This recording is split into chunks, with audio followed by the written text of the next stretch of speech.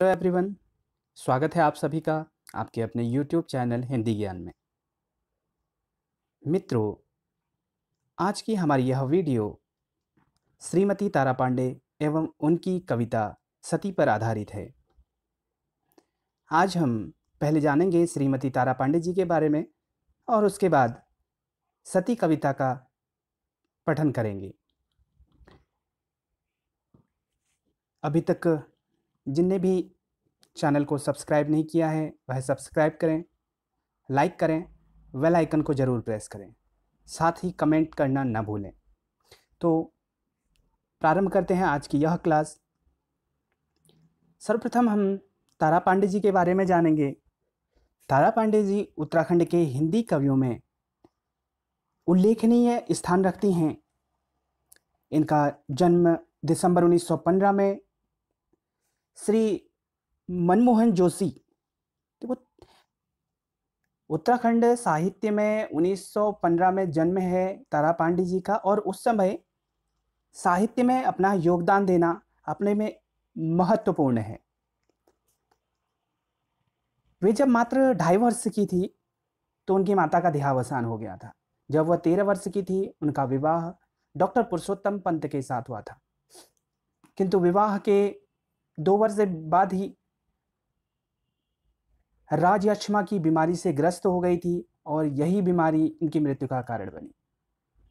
श्रीमती तारा पांडे जी के बारे में जब आप पढ़ते हैं तो देखेंगे कि श्रीमती तारा पांडे जी ने बहुत ढेर सारे कष्ट झेले हैं और अपनी यात्रा प्रारंभ की है कष्टों के साथ में। श्रीमती तारा पांडे जी का काव्य यात्रा का आरंभ छायावाद काल में हुआ था। 1915 में वह पैदा हुई थी। छायावाद आप सब जानते हैं कि 1918 से 1936 तक छायावाद चलता है। इनकी पहली कविता जो थी वह पुष्पवाटिका मानी जाती है। इसको उन्होंने बीमारी की अवस्था में लिखा था, जब वह बीमार चल रही थी प्रारंभ में, तो उस समय इन्होंने यह कविता लिखी थी। इसके बाद इनकी कविता अनेक पत्र पत्रिकाओं में प्रकाशित होती रही। इनका कविता संग्रह एक आया था सीकर, 1934 में प्रकाशित हुआ। इसके बाद इनके समय समय पर सुखपिक, गोधुली, रेणुकी, विपंची, काल की, उत्सर्ग, गीतों के पंख, भावगंधा, पंखुड़ियां, पुष्पहास, मणिपुष्पक, आभा, रेखाएं आदि कविता संग्रह प्रकाशित हुई हैं। देखेंगे कविता संग्रह प्रकाशित हुए हैं। कविता संग्रह मतलब जिसके अंदर बहुत सारी कविताएं हैं। एक कविता संग्रह के अंतर्गत अंदर बहुत सारी कविताएं आती हैं, इस चीज का ध्यान रखेंगे। अब इनकी कविताएं तारा पांडे रत्नावली 5 खंडों में सिद्धार्थ पब्लिकेशन नई दिल्ली द्वारा प्रकाशित हो चुकी हैं। इनकी जो सारी कविताएं हैं उन्हें तारा पांडे रत्नावली नाम से सिद्धार्थ पब्लिकेशन ने 5 खंडों में प्रकाशित किया है। इसका मतलब यह हुआ कि इनका साहित्य बहुत विस्तृत है, जो 5 खंडों में है। तारा पांडे रत्नावली के नाम से इनका काव्य संग्रह है। तारा पांडे की काव्य यात्रा छायावाद के उत्कर्ष काल में हुई थी, अतः इनकी कविता में छायावादी कविता के तत्वों को देखा जा सकता है। देखिए, जिस समय जैसी परिस्थितियां होंगी उसी प्रकार की कविता लिखी जाएगी, वैसी ही कविताएं आएंगी। छायावाद के समय में लिखी गई थी तो यह उत्तराखंड की प्रमुख कवित्रियों में से एक है, कवित्री में से एक है। तो निश्चित है कि छायावाद का प्रभाव इन पर पड़ना, क्योंकि हिंदी साहित्य के इतिहास में काव्य रचना उस समय छायावाद का प्रभाव उनमें देखा जा रहा था। तो यह निश्चित है कि तारा पांडे जी में भी उस समय छायावाद का प्रभाव देखने को मिला। अतः इनकी कविताओं में छायावादी कविता के तत्वों को देखा जा सकता है। असाध्य रोग से ग्रस्त अपनी अस्वस्थ काया के कारण उनके मन का नैराश्य उनकी कविताओं में व्यक्त हुआ। जिस प्रकार की मनुष्य की परिस्थितियां होंगी उस प्रकार की उनकी कविताएं देखी जा सकती हैं। समाज के साथ साथ में वह अपनी वैयक्तिक चीजें भी कविताओं में देता है, और एक अपनी रचनाओं को जब वह प्रस्तुत करता है तो उनकी रचनाओं में उनके भाव स्पष्ट रूप से देखे जा सकते हैं। इसलिए वो लिखती हैं, देखेंगे, लिखने से पहले ही मेरी मृदुल पंखुड़ी सूख चली, परिमिल और परागहीन में मुरझाती हूँ एक कली। अपना परिचय देती हैं, जिस प्रकार महादेवी वर्मा ने दे रखा है अपना परिचय। मैं नीर भरी दुख की बदली। उसी प्रकार से यहाँ पर तारा पांडे जी ने अपना परिचय दिया है, लिखने से पहले ही मेरी मृदुल पंखुड़ी सूख चली। क्योंकि जब वह प्रारंभ में लिख रही थी छायावाद के समय में, तो उसी समय प्रारंभ में ही उनका स्वास्थ्य बहुत खराब था। स्वास्थ्य के खराब होते होते उन्होंने पहली सीकर कविता संग्रह उनका प्रकाश में आया था। पुष्प वाटिका उनकी पहली जो कविता थी वो आई थी। तो उसी का यहाँ पर वर्णन तारा पांडे जी ने किया है। तो आज हम देखेंगे तारा पांडे जी की कविता सती का हम पाठ कर रहे हैं, वाचन कर रहे हैं, पठन कर रहे हैं। ध्यान से देखेंगे और इसके बारे में मैं कुछ आपको बता भी दूंगा। सती कविता श्रीमती तारा पांडे जी की है। जब हम व्याख्या करेंगे तो हम लिख सकते हैं कि श्रीमती तारा पांडे जी उत्तराखंड की प्रसिद्ध कवित्री की कविता सती से यह पंक्तियां ली गई हैं। इस प्रकार से आप संदर्भ में लिख सकते हैं। देखेंगे, आज हम वाचन करेंगे इस कविता का। ध्यान मग्न बैठे थे शंकर, दक्ष सुता ने किया नमन। जागे भोला नाथ ध्यान से, अधरों में स्मृत खुले नयन। वाम भाग में बैठ प्रिया ने, किया भक्ति से पूजन अर्चन। धूप दीप फल पत्र पुष्प जल, तन मन प्रभु को किया समर्पण।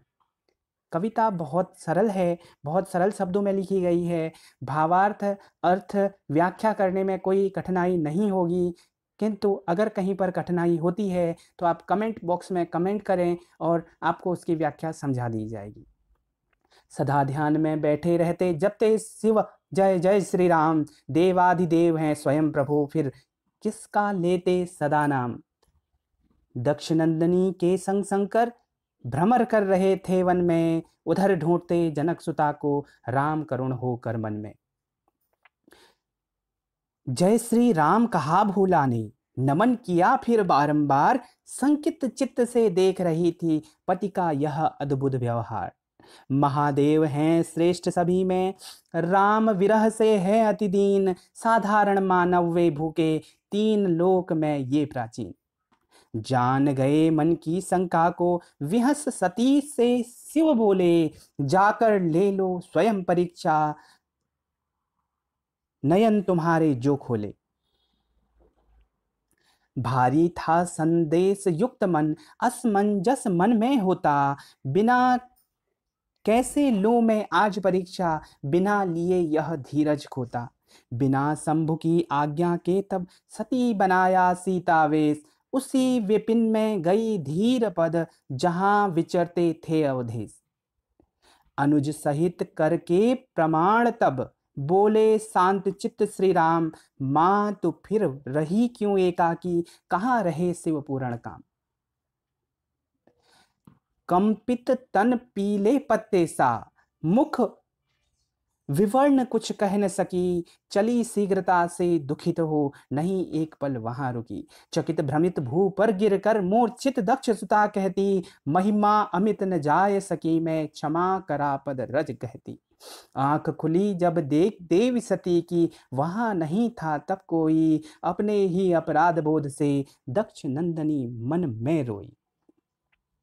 धीरे धीरे पति समक्ष जा, सती नमन करके बोली। जय हो हे देवाधिदेव की, शिव ने तब आंखें खोली। मुख पर थी विषाद की, बने थे नील नयन। कांप रही थी देह लतासी, शिव ने मूदे निज लोचन। इष्ट देव हैं राम हमारे, जननी है सीता माता। सती बनाया वही रूप जब, अब कैसे जुड़ता नाता। इस तन से अब नहीं मिलेंगे, यही प्रतिज्ञा करनी है। नभ वाणी भी प्रतिध्वन करती, लाज सती की धरनी है। सती बैठती सन्मुख पति के, वाम भाग रहता सूना। अपनी स्थिति को देख समझकर, मन का दुख होता दूना। सुख दुख से ऊपर उठकर ही शिव समाधि में खो जाते। किंतु सती के मन के भीतर दुख के गहन जलद छाते। महिमा जान नहीं पाई मैं, इससे ही मन में ताप हुआ। चंचल मन की व्याकुलता से, प्रतिक्षण यह परिताप हुआ। शांत चित्त थे दंपति, भक्ति कथा कहते सुंदर।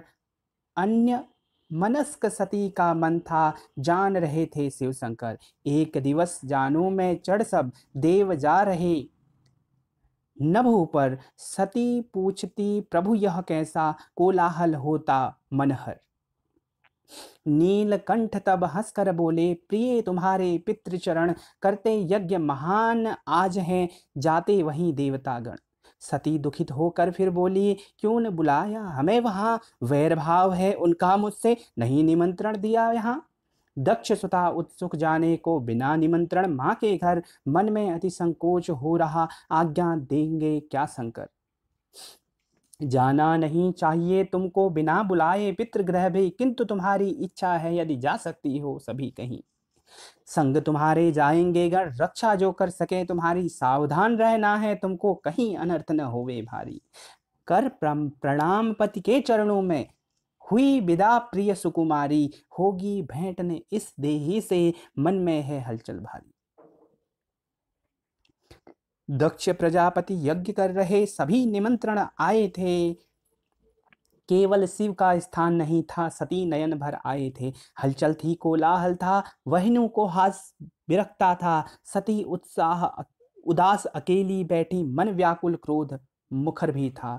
माँ की आंखें अश्रुपूर्ण थी, बाहें फैलाकर गले लगाया, जन्नी से मिलकर शांति मिली पर कोई और न मिल पाया।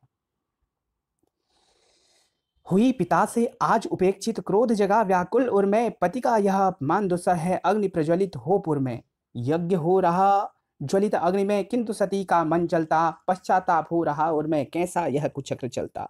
नीलकंठ की हुई अवज्ञा, आज सती लेगी प्रतिशोध, योग अग्नि में देह जल उठी, हुआ दक्ष के उर में बोध।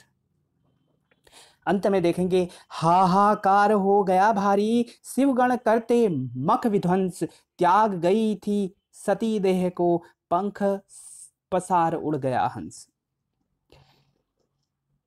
इसका सारांश मैं आपको समझा देता हूं। श्रीमती तारा पांडे जी ने सती कविता शिवजी और पार्वती से लिया गया है। शिवजी का एक प्रसंग, दो प्रसंग लिए गए हैं इसमें। पहला प्रसंग है कि जब राम अपनी पत्नी सीता को खोज रहे हैं तो शिवजी उनका ध्यान कर रहे हैं और उन्हें अपना इष्ट बता रहे हैं राम को, किंतु सती को यह अच्छा नहीं लगता है। उन्हें लगता है कि शिव जी जो हैं सबसे बड़े देवता हैं, वह राम को क्यों स्मरण कर रहे हैं। वह राम की परीक्षा लेने के लिए उनके पास पहुंच जाती हैं, किंतु राम ने उन्हें पहचान लिया। जबकि राम पूरा नाटकीय अनुभव, नाटकीयता यहाँ पर दिखा रहे हैं। जब वह सीता को ढूंढते हैं तो पूरे जंगलों में रोते विलखते हैं। इसी को देख के सती जी अधिक व्याकुल हो पड़ी। जब वह वहां पर राम के पास पहुंच रही हैं तो राम ने उन्हें माता कह के प्रणाम किया, किंतु जब वह सती शिव जी के पास आती हैं तो शिव जी ने उन्हें अपने पास न बैठने के लिए कहा। उन्हें कहा कि तुमने मेरी माता का रूप अर्थात सीता का रूप धारण किया है, इसलिए सती उनके सामने में बैठती हैं और उनके वाम भाग में नहीं बैठती हैं। दूसरी जो कथा श्रीमती तारा पांडे जी ने ली है वह यह है कि दक्ष प्रजापति के यहाँ पर यज्ञ हो रहा है, सारे देवता वहाँ पर आमंत्रित हैं, किंतु सती वहाँ पर आमंत्रित नहीं है, शिव जी वहाँ पर आमंत्रित नहीं है। जब वह अपने पिताजी के यहाँ पर जाती हैं तो उनका वहाँ पर अपमान होता है और केवल उनकी माँ के अलावा उनसे कोई पूछता नहीं है। यह देखकर कि शिव जी का कोई वहाँ पर सम्मान नहीं है, ऐसा देखकर सती अग्नि में कूद जाती हैं और अपना देह त्याग देती हैं। तो यह इस कविता का सारांश है। आप लोग इसे देखेंगे, बहुत ही सरल शब्दों में लिखा गया है। इसके बाद हम उत्तराखंड का हिंदी साहित्य से अगर आपका कोई भी प्रश्न हो तो उस प्रश्न का उत्तर देने के लिए प्रतिबद्ध हैं। आप लोग मेरी वीडियो को लाइक करें, सब्सक्राइब करें तथा शेयर करें, साथ ही बेल आइकन का बटन जरूर दबाएं। अगर आपको कोई भी प्रश्न पूछना हो तो कमेंट बॉक्स में कमेंट जरूर करें। धन्यवाद।